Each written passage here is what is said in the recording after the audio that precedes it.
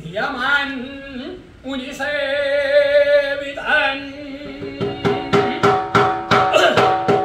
സതുപഞ്ചാഗ്നിമധ്യസ്ഥ പാദാംഗുഷ്ഠാഗ്രവിഷ്ഠിത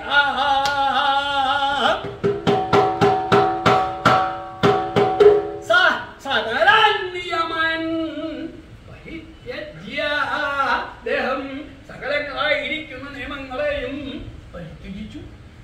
ഇങ്ങനെ തപസ് ചെയ്ത് ആ കാലം കഴിഞ്ഞപ്പോ തോന്നി ഇങ്ങനെ പോരാ, തപസ് കുറച്ചുകൂടി ശക്തിയാക്കണം എന്ന് നിശ്ചയിച്ച് നിയമാൻ പരിത്യജ്യ ആ നിയമങ്ങളെ മുഴുവൻ ലംഘിച്ചുകൊണ്ടാണ് പിന്നെ തപസ് ചെയ്യുന്നത്.